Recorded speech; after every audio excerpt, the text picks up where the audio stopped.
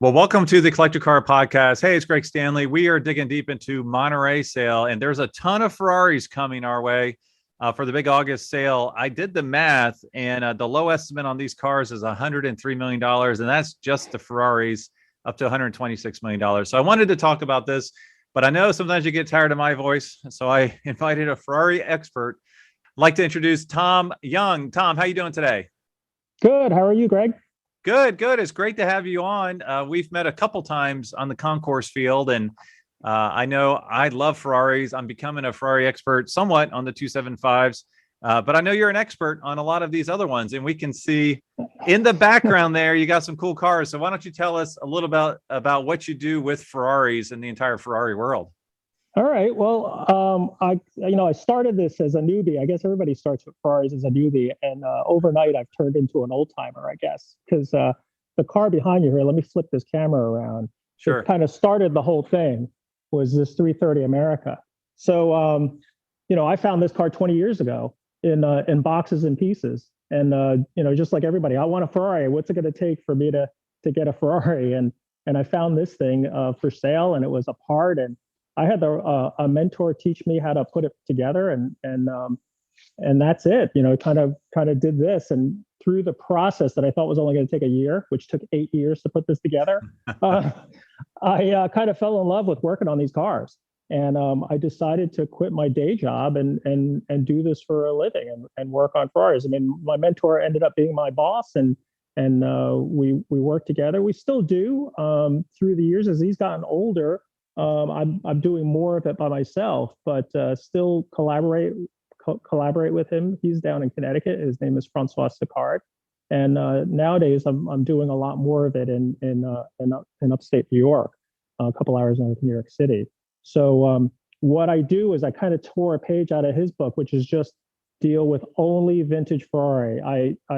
We joke about it. It's like if it's got a carburetor in it, then I'll work on it. But Yep. if it's got anything else, it's usually better to have somebody else work on it. But it's just all I do is vintage Ferrari. So what I have in the shop is anything from a restoration, paint job. Like that car is just a four headlight car that's just a tune up and a service. Then I have cars that are in from paint. We're doing I'm doing the reassembly and putting it all back together. You put all the chrome and the lights, and eventually this will go down to my upholsterer and put the interior back together. Wow. I've got another car that's here, same situation. So it's kind of like a one-man show. I'm trying to keep everybody happy, but I'm sure everybody in the business is just busy, and for instance, like this Lusso is going to be out in Monterey. It's going out for the Casa Ferrari event. So I'm kind of taking care of it. Eventually it's going to get on a truck and head out to, you'll if you go to Monterey, you'll probably see this on the lawn at the Casa Ferrari event. That's amazing. Then, that's a great color combination on that Lusso. And real quick, because I don't think I've ever seen it, what color is on that Dino? Oh, so this Dino is, I think the owner picked the color. It's not really, I believe it's like a Fiat color. It's not really I think he picked it. It was Okay. just, and I didn't paint the car. So it came to me because it just needed mechanical service after he had it painted. It just wasn't running right Sure. after they did the body work. So it came to me and I got it kind of tuned. And I hate to say it, I've probably driven this car more than the owner has in the last couple of years because it just hasn't had time and it's been, kind of staying here. So I've been trying to keep it exercised and stuff. A lot of these guys, what they do is they'll send a car to me and the thing is, life gets in the way. We had COVID, and all of a sudden the car ends up not going anywhere, and I end up stuck with it. So, you carbureted cars, you kind of have to drive them and use them, or else they get worse. Yeah, So I find my yeah, that's tough, man. I got to drive this Ferrari this afternoon. It's part of the job. It sounds so bad, but like most of us who do this, we always complain because I probably have 3 or 4 cars in here that have to be driven. And then my car, I don't get to drive my car. And now I'm taking this car up to the Ferrari event up in Mont Tremblant. I heard you're going, or you're going to try to go. I can't make it, unfortunately. It's horrible. Okay, I don't know if you know this or not, but I'm a Mustang guy. So okay, I just got to look at that little 65 fastback back there for a second. Yeah. That looks nice. I've had this car since '91. I've had this car for a long time. It was I used when I was in high school. I had a coupe and just a plain Jane C4 automatic coupe. And when this thing came up, I was like, I'm going to spend the same amount of money fixing my coupe as opposed to a fastback. This is a 4-speed fastback. So I sold the coupe and bought this, and it's been great. I mean, I love these cars. This car is like an old leather jacket. I mean, you just put it on, you take it out, drive it. You can fix it with a pair of pliers and a screwdriver. I mean, it is so simple. And then the ironic thing of that, because when I compare that Mustang with a Ferrari, they're like the same car, kind of. Like when you think about it, front engine, rear drive, 4-speed transmission, live rear axle, a couple hundred horsepower or thereabouts. And it's just interesting how like these were built at the same time. Yep. But then at the same time, like this Mustang at 80 or 75, 80, air gets underneath it. It starts to like wave and, it starts to get a little loose. The Ferrari at like 85, it starts to settle in. And then all of a sudden it'll do 100 and it still will be rock solid. So like you really start to compare like the differences. The Mustang is super fast, 0 to 60. But then once it gets above 70 or 80, it's kind of like out of its element, But I love the car. It's great. I mean, it's just so reliable. It's the most reliable thing. I mean, I'd never have to fix it. I just put gas in it and drive it. Yeah, I love the American racing wheels on it. Those what are they called? Torque Ds? I don't know. Yeah, but they're the torque trustees. Yeah, they're just. I wanted the car. It's not like a bullet car because everybody has the 67s, but the or the 68s rather. But it's kind of like homage to like I didn't hot rod it, but I made it into like this is what you would have done. You would have lowered because I lowered it to Shelby specs. I've put the stiffer springs in the back, and it drives so well. And of course I hopped up the motor a little, put aluminum edge on it. So real easy to make them fast, just fast enough to feel like you should be cruising the high schools with them. Yeah. Well, this is an episode all about Ferrari. So I will tell you I'll tell you my Ford Fastback Hypo story after our interview here. Sure. Well, I'm sure you and I, as always, we get together, we can talk about cars and all sorts of stuff. And I'm not, although I work on Ferraris for a living, I love all cars. I mean, I got all sorts of stuff. My collection is, this is the one Ferrari that's in my collection, but certainly, the Mustang's mine. I also into Porsches. So it's like, I think we're just into cars. Yeah, we are totally. Yep. Well, let's go over. I know you put together a list of 5 or 6 Ferraris. I just basically said, hey, pick something from our Monterey list that you would like to talk about and, go from there. So I know you did not necessarily talk about the big $25 million 410 Sport Spider, which is fine because we'll cover that on another episode. So sure.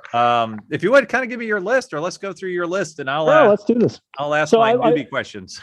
Absolutely. I mean, I looked at the list and, as always, Monterey has like every Ferrari you could think of. So, I mean, it's quite a list. And I kind of stuck away. I kept away from the really high dollar stuff because it's like, who can really afford, I mean, what's high dollar, right? Everything's like 6 figures now. So we're talking like multiple 7-figure cars. I mean, I love them. I think they're fantastic, but like, honestly, they're kind of out of reach. So what I looked at, and they're starting to get expensive. My first one on the list, I guess if we went to the first choice would be the F40. I don't think there is like any question about an F40 being one of the coolest cars right now for so many reasons. Everybody's talking about them. The last car that's like no traction control, crazy gonzo turbos. They come on and you just got to hold on. I have a customer of mine that I was talking to about 3 years ago, and I was like, you got to buy an F40. I mean, I know they're $1 million, but you got to trust me. They're going to take off. They're the best. Yeah. And we actually went and looked at a couple of them, and he just couldn't really do it. He just like, it's a little much. And I kept saying, God, these are such great cars. And I had the pleasure of driving them because I went out and checked a couple of them. I went out to California to look at one. I was out in Philly to look at one. And so every time I drove another one, I was just like, oh my God, like this is exactly what I've been saying. And he just couldn't do it. And now today they're 2.2, they're 2.2 and more. I mean, I have a customer of mine that just bought one and he's like, I was sweating it when we had to close the deal. And I'm thinking, are we overpaying for this car? Did we just spend the most money anybody's ever spent on an F40? Right. Literally 3 months later, he's like, did you see how much you're selling for now? Yeah. It's like, I want to take credit for it, but there was times that I was really sweating. Like, did I advise him to spend too much money? And now we're like the smartest people in the room, Yeah. And I know we don't have all the specs for the cars yet that are selling. We just know that there's a really pristine F40 coming to Monterey. And to your point, I had a client that was didn't want to spend over 990. I don't know why that was his number. And that's when they were 1.1, 1.2. And I'm like, that boat sailed. And what's ironic, ours is 2.5 to 2.9. So it's on the upper end there. And I think it's a pretty low mile car. Well, the trick with the F40s. Yeah, go ahead. Sorry. No, I was just going to say, I was in a collection and I saw one that was pristine. The fabric seats were great, which is hard to find in one of those F40s. And it only had 1,400 miles. And I thought, wow, that's incredible. Then, 3 months later, I saw one that was bought new and only has 400 miles on it. So there's still a few unicorns out there. So when you think, the thing that drives me nuts about these F40s is that, but one of the reasons why they're so great is because they're unbelievable to drive. And yet we're celebrating the fact that they have like the one that I just got had 5,000 kilometers on it. And to me, it's like, well, wait a minute, we're celebrating the wrong thing. We're celebrating the fact that nobody drove this car. I know. I would drive the heck out of it. Oh my God. I have stories that I'll tell you later, but test driving these F40s, and of course you're trying to be respectful and everything, but you kind of have to get on them to see if they pull strong and they're not, shaky or any of that crazy stuff.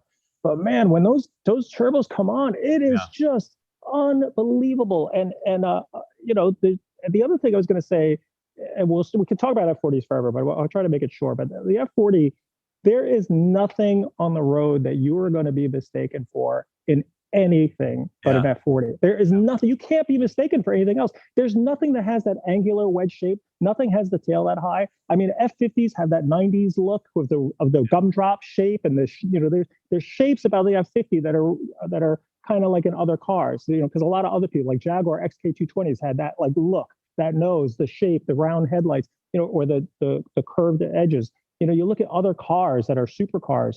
McLaren F1, okay, that's a specific shape, but a lot of cars started to copy that. No one's copied that F40. Yeah. Like there's nothing else that says, oh, they took that from the F40. They took those NACA ducts and put them on this car. No one did it. So you're gonna drive a car in which when you show up to anything, there is no one's gonna say, is that a 288 GTO? Could be a 308. Is that it just doesn't look like anything. Yeah, so you're right. Another reason. And I actually find it a beautiful car. I like it more than the F50. I like it more visually than the Enzo. I don't know. I like that 288 GTO, but you have a good point. It does look a lot like the 308. So, but nothing looks like the F40. I mean, nothing has that drop nose that goes all the way down, and those pop-up. I mean, obviously, nobody makes pop-up headlights, so you're really locking yourself into such a different car that no one follows or looks at. So I think it's really, and it's just crazy. It's stupid. It's like the wing is huge. The craziness of the thing. There's plexiglass. So it's a great car. So okay, so let's move on. So the second one is kind of going the other direction, which is the 1965 yellow, the short nose 275 GTB. They're four cams and they're long noses, and everybody. I like the short nose cars. I mean, we could get into the specifics because I work on this. Describe for our listeners who don't know the difference. I mean, it sounds obvious, short nose, long nose. Sure. Describe that for our. Absolutely. So it kind of goes back to the whole thing. It was like the first Ferrari the first 275 GTB they came out with was a short nose. So it had a larger grille, and the nose was a little shorter. And through the design, and they realized that there was high speed lift. Like when the car was going above a certain amount of miles per hour, they felt that the car was air was going in through the open nose, and it had the tendency to lift the car a little bit. So what Pininfarina did was they designed the next generation of that 275 GTB was they lengthened the nose, made the snout smaller, so there would be a less air, the pressure area would then move, so the nose wouldn't lift as much at high speed. Okay, I get it. That's what racing is about. You definitely make design changes and all that other stuff. But like, when was the last time you drove at 100 miles an hour? Right. I was looking at like people who have like when I was really into Porsches and I had a 72 911 that I put like an S air dam on it, and you put the ducktail on it and you start making it into an RS replica. Well, the reason why you got to put that air dam is because, above 90 miles an hour, you have high speed lift. And you got to have the ducktail in the back to keep the rear end down. And then, like, you started thinking about it, it's like, well, wait a minute. Like, we don't drive 100 miles an hour every day. So why do I care if the front end lifts? It's like the only time I've ever felt the front end get light was on the track. So I did that to my car when I tracked it. But like, honestly, are you going to drive a long nose 275 GTB and say, oh yeah, I'm sure glad I'm driving the long nose because it doesn't lift at high speed? A 275 GTB short nose, I think personally, is a prettier car. It has the grill. The grill hasn't gotten really narrow, and it, because they got it so small that you can't even put the Cavallino inside the grill. I mean, to me, a vintage Ferrari, the whole deal is that grill with the Prancing Horse on the egg crate grill. Well, the 275 got rid of that because they made the grill so small. Right. You can't even put the, to me, it's not like I care about bling, but it's a design thing that Sure. that says Ferrari. And there's a couple of other things mechanically that are different. They made upgrades. They went to a torque tube on the long noses, which tie the transmission and engine. But those are things that you can make a short nose mechanically better. It's not like, to me, a deal killer. Some people say, oh, well, it's got an open drive shaft. I'm getting too technical, but it's like, but you could, if you know how to fix it, you could fix it. It's not a deal killer. Got to have a long nose. I mean, yeah, the best one to me personally, mechanically, is probably a long nose 2-cam torque tube car, because it's easier to work on and good power. Doesn't need to be a 4-cam. 4-cam, people love the 4-cams because they spin higher and more horsepower, but that's a lot more mechanical complexity. That's true. And for our listeners who may be listening to this audio only, if you go to YouTube, I did put up some pictures of the difference between the long and short nose, so you can see exactly what Tom is talking about. Yeah. All right. Sure. Well, let's move the next to one. Yeah. Let's see. So the next one I have is a 275 GTS. It was again, I'm sorry, guys, I'm sticking to vintage Ferraris, but it's kind of like what I know and what I love. 275 GTS is kind of like it came out the same time as the short nose 275 GTB. It was the convertible version of it. It's not as pretty as, let's say, a 330 GTS, because they made that look more like a GTC.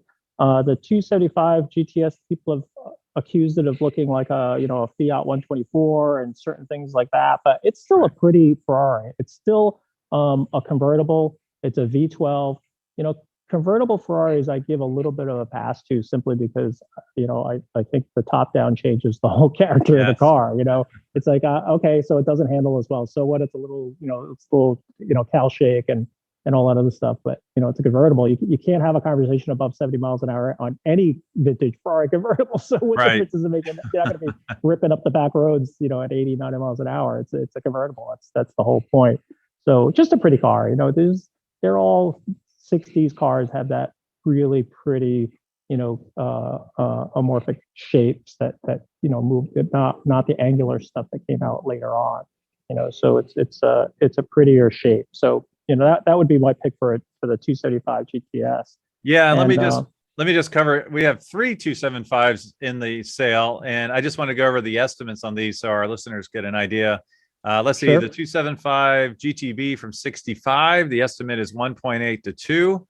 The 66 275 GTB C, that's a big dog car. That one is 7.5 to $9 million. And then the 2.5 GTS is 1.7 to 1.9. So does that sound about right? Yep. Okay. Yeah. I mean, if you do this long enough, we all have stories about when they were a lot cheaper. Yes. So I don't know if they're going to keep going up, but they seem, to track the trend, the slope is always rising. Yeah. They may dip a little bit, but I have great stories of customers of mine says, we should go take a look at this 275 GTS, and I was in Westchester, and I went and looked at it, and it was rockers are rusty, and I said, I remember and we laugh about it today when we recall that conversation. Like, for $165,000 and it's got rusty rockers, I think that's bullshit. You should never buy that car, because we laugh at it. It's like we passed on a 275 GTS because it was $165,000. That's crazy. And it had a little bit of rust in it, Yeah. But who knew? I didn't have $165,000, or else I might have thought about it. But, it was all the money.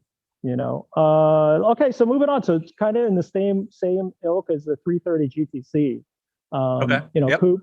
It's a 330 engine, 4-liter V12. I think that the 330 GTC it's a pretty car. It's not as beautiful as a 275 GTB. It is, GTBs just have this really, beautiful shape, but yet has this aggressive stance, and it really has this feel of the racetrack, because it has the camtail from gives you that all that racetrack technology of the 60s. But the 330 GTC is more of a gentleman's car. It's kind of like I look at it like just a gentleman that has good taste, good power, good torquey engine, has a transaxle. So it's very similar to a 275 GTB in layout, front engine, transaxle car, gated shifter. But it's a little bit more conservative in look. Right. It's not voluptuous.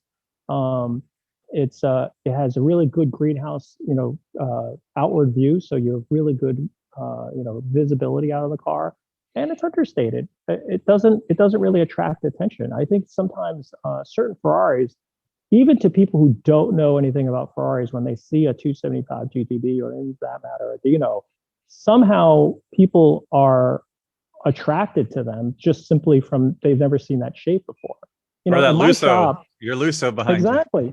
Yeah, like this. I mean, in my shop, I'm in a steel building where there's some people next door who don't know anything about cars, and occasionally, they'll wander over, and they might not know anything about cars. And I actually like that because we talk cars all the time. We see, I mean, it's like, oh boy, here's another Ferrari. I see them all day. I have to have that step out of that perspective, and I'll get people to come in, and every person that comes in that knows nothing about Ferraris somehow stop by the Dino, because It is a pretty car, because it has a shape that just that combination of height, length and the curves on it just universally attracts people. And so, I find that you have to think back to what it's like to see it from a different perspective. But on a GTC, it's not as voluptuous, but yeah, it has all the stuff to it that makes it a great Ferrari. The two cam engine, really easy to work on, good transaxle car. It's got better brakes. The 330 GTC, if you really want to compare it to a 275 GTB, the 330 GTC has better brakes than the two. If you could take a 275 GTB and put GTC brakes on it, which is possible, they make it a better car. 275 GTBs have the old Dunlop brakes. I mean, literally like months apart, and they put better brakes on the GTC, and it stops much better. I mean, much better than a 270. But I don't know if it's because people don't drive them and compare them. But like, to me, I drive them all the time, and yeah, you definitely feel the difference in the brakes. I haven't tracked them. But if I could feel the difference on the street, there's a big difference. Hey, listen, people have hung their hat on a couple $1 million car. They're not going to poop your brakes, So, but if I had the comparison, I've actually seen the comparison of the two. Dunlop brakes are kind of flaky because the way they're designed. They've certainly come a long way with modern brakes. So, and now this one's actually a little bit more affordable. So if I've got this right, let's see, 1967. The estimate on this one is 500 to 600. Yeah, so, and they're down. I mean, I think honestly, I think a 330 GTC is a pretty good buy right now, because at the 5 years ago they were selling in the sevens. So 330 GTCs. It's not that I don't understand. I think the market's gotten a little soft, but there's certain cars, everything kind of like moves and catches up. And right now I think the 330 GTC is a little slow to catch up. Things are starting to move up again. There's a little blip in the market. Things kind of got came down a little bit, but the GTC, as far as a car is concerned, as far as a good value, and I'm not even just trying to sell them. I think I don't know why they're still in the fives, right? Because they were in the sixes and the sevens, really good ones. And then the 365 GTC, which is the rare last model, whatever, I forget what, 50 of that, but whatever, with the bigger engine. Those things at one point were pushing. We were looking at them at the height of the market about 5 years ago. We're like, are they going to push into $1 million? Because they were selling for 850, right, and 900,000. So we were just like, wow, is that GTC going to push into the $1 million? It never did. I don't think they did. They were close. They were like 9.5 for the really expensive, beautiful, restored ones. But I don't think they got that kind of money. Right. But so GTC, if they one time were up there in the sevens, why wouldn't they go back there again? They're good cars. It's not like they're, because that's a big question right now among vintage Ferrari owners that we're all having this discussion, is like, are vintage Ferraris going to become like the Duesenbergs and all those pre-war cars that all the owners are not like, I hate to say it, but they're aging out. and there's Right. nobody carrying them on. Nobody's going to pay you $500,000 for a car that you can't just drive on the street. I can't imagine.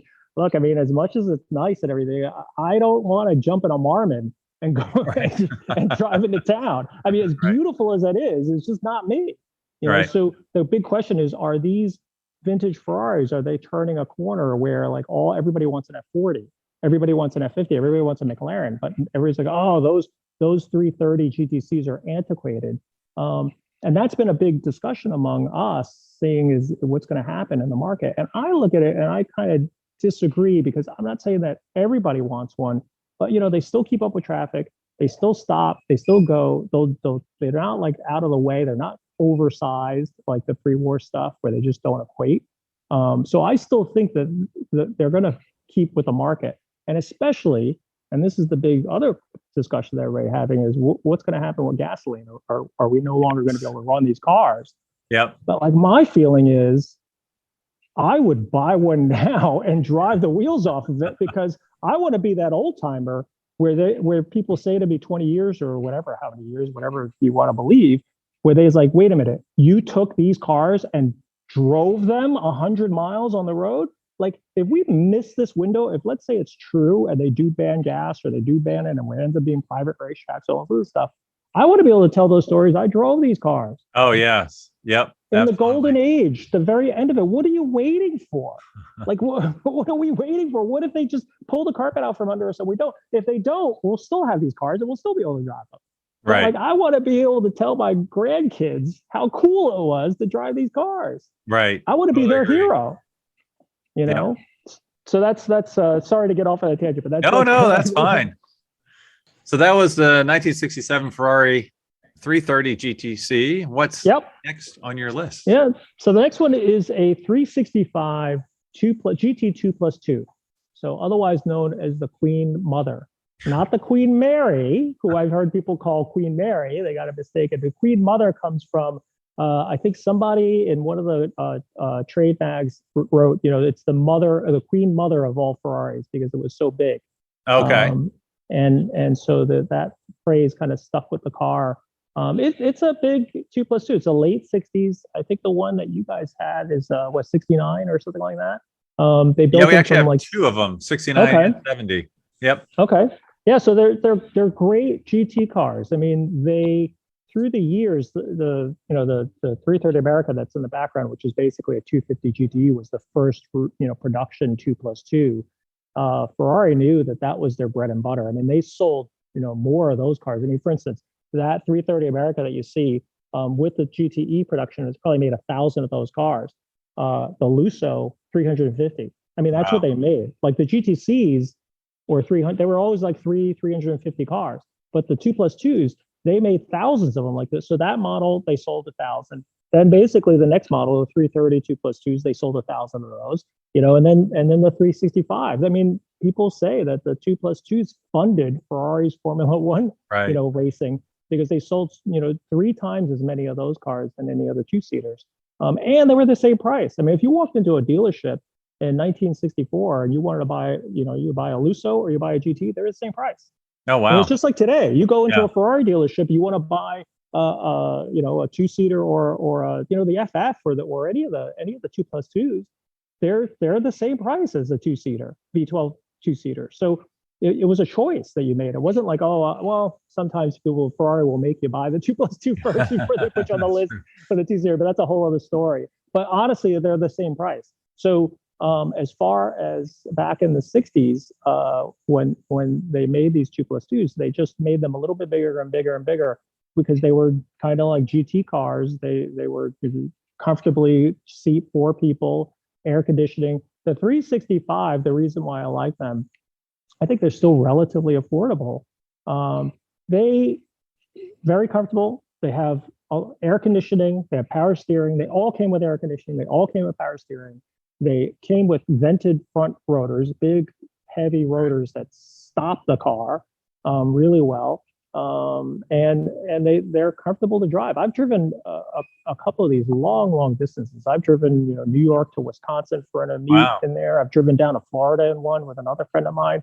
I mean, tons of mileage on it, and it just goes. I mean, that's what they're made for. They're made for cruising 70, 80, 90 miles an hour. Right. You sit Right. back and it's that five-speed transmission, and air conditioning's going, and it's just a wonderful cruising car. Another customer of mine just bought one last summer, and he's been driving it around the Hamptons. And one of the things that he asked me to do was just make sure that the suspension is working, and that because he was going to load up people and take people to dinner and stuff. And he loves the car. It's like the perfect dinner party car, because think about it. You're out in the Hamptons, you're out there on a summer evening, and you're going to take, you and two couples to dinner. Well, let's take the Ferrari. And you roll in. I mean, you just got to imagine how cool that would be to roll into some hot Hamptons restaurant in your 365, and you get out with four of you. It's the perfect car. He loves it. It's just like I got this is like I got to get another one of these things. I love it so much. So it's a cool car. And roll into it. What could be bad about rolling into a place with a 365? With four people comfortably coming out of it. It's not like a Porsche where you're trying to squeeze somebody into the back seat. These are really, I wouldn't drive across. Some people have driven across the country in these things with four people, but the thing is, you could easily sit in the back and not, do a 20-minute drive and not completely be folded up in one of these things. You can actually sit back there for an hour or so and use it. So it's a real 2+2. It's not like the Porsche definition or the modern like a Mustang 2+2. It's just these kind of like funny little seats that they count as a real seat. They're real seats in the back. So that's another car that I think is great. It's a little long. It's the longest car I've worked on, but once you get used to them, they're really fun to drive. And just from an estimate perspective, they must be in slightly different condition. We have one that's the 69 is 225 to 250. So like you said, much more reasonable. And then the 1970 is 275 to 325. So it must be condition related. Yeah. Right. Okay. And they're all over the place. I mean, if you don't make the auction here, you could still find them every once in a while. Obviously buy the best one you can. Ferraris are expensive when they're not well taken care of. So it's always better to pay a little bit more. And I think you really shouldn't try to buy something in under the twos. I mean, it's definitely in the twos, because I've seen, and I get hired out to do inspections on these cars, and I look at stuff that's to save $20,000, you're going to burn through $20,000 in a blink of an eye fixing those things that are neglected. So it's always better to get a better car if you can. Right. Okay. Well, do we have one left or we have two left? We have one left, which is, we kind of touched on it earlier, which is the Dino. Oh, sure. Who doesn't like the Dino? I mean, it's just it's ironic. It's like the Speedster, right? It's the cheap car that no one wanted, and now everybody wants everybody wants a Speedster and everybody wants a Dino. I mean, for people, and I'm actually surprised. I start to date myself, I guess, because. And maybe sometimes it's people who just don't know cars that much, but to refresh people's memory, Dino is to Ferrari as what Scion is to Toyota. Toyota created Scion to kind of like, make a lower brand for an entry level into the Toyota market. They wanted to get young people to buy them, and eventually they would sell their XD or whatever and buy a Corolla or a Camry or something like that. But like a Dino was kind of like Ferrari wasn't making, they had this great engine. They had this great little Formula 2 motor, the V6 motor that they had developed. And they wanted to put it in a car, but they didn't want to soil the name of Ferrari, because they were basically selling, V12 cars. They were known for V12s. And so they created Dino to create this brand and badge it as a Dino with no Ferrari badges on at all, to sell it as Dino through the Ferrari dealership, but it wasn't sold as a Ferrari. Kind of a marketing problem, because they couldn't sell them, so they started putting Ferrari badges on them, and people started buying them. But they did start putting Ferrari badges on them. Is that true? I think that's what I heard. It's like, and I don't know if it was from the factory. I think what happened was they were sitting on dealer lots and they couldn't sell them. So why not just go and get a Ferrari badge and put it on there? So they didn't explain that it was a Ferrari. I mean, I think that was some of it. Some of the people just bought them and then put Ferrari badges on them. So it's might be a little bit of folklore and logic to it. If a dealer can't sell a car, well, what is he going to do to get it sold? Paint it red or put a Ferrari badge on it. So that's kind of what they did. But it's a great little car. I mean, I said, like I said earlier, there's something universally attractive to a Dino. I mean, it has a great shape. It's low. It handles really well. It engages you.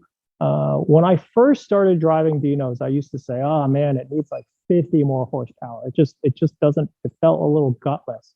But in reality of it all, it wasn't the car; it was me. You know, you have to kind of step up a little bit. You have to think a little bit when you're driving a Dino. You need to actually get the revs in the right place. You need to be in the right gear. Right. You need to think ahead about driving it. And what that does is when you succeed at doing that with a Dino, it pays you back because it actually comes through the turn perfectly, and it gives you just the right amount of feel as you're on the power. But if you screw it up, it just doesn't have it. And you know, sometimes with more powerful cars, you don't notice the lack of talent because the power makes up all the difference. But the Dino kind of makes you work a little bit more for it. And I think that it's a different car. I mean, everybody wants these huge horsepower cars, but you know, anybody could put their foot down and hold on. Yeah. But like a Dino on a Sunday morning when there's no traffic and you got the windows open, you're hearing that little V6 really likes to spin up, and it makes all the right noises. I think about back, you know, my first drive in a 246 GTS. You know, kind of I didn't get into my previous career, but I used to work for Letterman, and Letterman let me drive his 246 GTS, and that was like my first drive in a Dino. And man, I tell you, the vivid memory of me driving down Beverly Boulevard in LA from TV City and growing to the gears and just that click click click sound of the little shifter and that little noise coming out of the back of the engine, the cam noise, and I was hooked. I was just like, man, this is it. This is where it is, and that's when I really said that I get it now. This is what people love Dinos. So it's funny, you're the actual second guest of mine that worked for David Letterman and drove his Dino. Oh yeah. So can you tell me first? The other one was Spike Ferriston. Can you tell me? Oh yeah, I know Spike. Yeah. So tell me, what did you do for Dave? I was an audio engineer. So okay. I did audio for my career. My previous life was I was a television. I started working for CBS out of school. I went to art school, but ended up working for CBS Inc. And then when Letterman came to CBS, I was selected to be on the crew and did audio. So I did all the band stuff. I worked with all the rock bands and set up. And then I used to say, like, if you see a microphone on somebody in the 12 years that I worked for Letterman, I had something to do with that. So I had to go up and meet all the guests and put microphones on there and set up the rock bands and stuff. So it was a lot of fun. I mean, I did that for 12 years. And so Letterman and I would talk about cars all the time. And the same thing, you know, Spike and Seinfeld and we all have our, like, you know, car buddies that we on downtime we're just, you know, it doesn't matter who it is that you're talking to.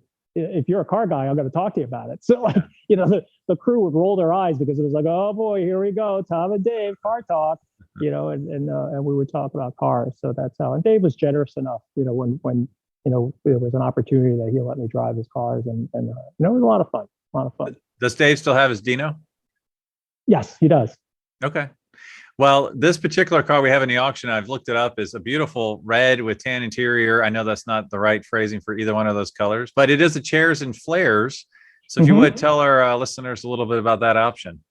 Sure. So chairs and flares, they put wider tires on it, and the chairs are Daytona. So what happened was in 72, 71, when they came out with the Daytona, they had these you know, special seats that they put in a Daytona. So it became an option that they were able to buy that as an option and put that in a Dino. So it basically was a Daytona seat, and the flares were just to put a wider tire. Personally, I mean, this might sound blasphemous because everybody pays more money for a chairs and flares because it's all chairs and flares, chairs and flares, chairs and flares.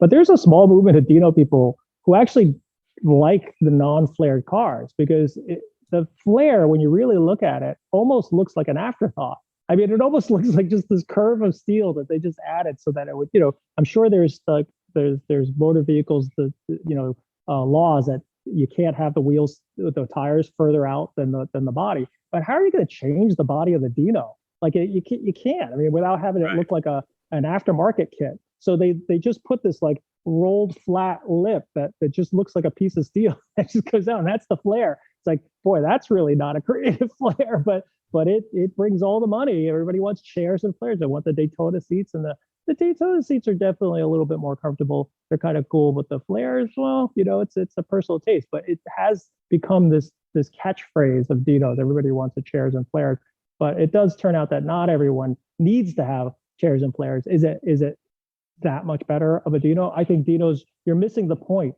if you think that the wider tires on a Dino is going to transform that car. It's a wonderful car, regardless of how it's set up. Yeah, and I did post a picture as you were talking of what the chairs or the flares look like from the front, and boy, they really do, very noticeable when you're looking at it directly from the front of the car. So that is interesting. That's a really good point. So the number on this car, because it's chairs and flares, is 550 to 650. And I'm looking at the pictures here, and this car is immaculate. That's one of the nicest ones I've seen, at least from pictures, in a long time. So would you call that top of market there, 550 to 600, or you feel like that's...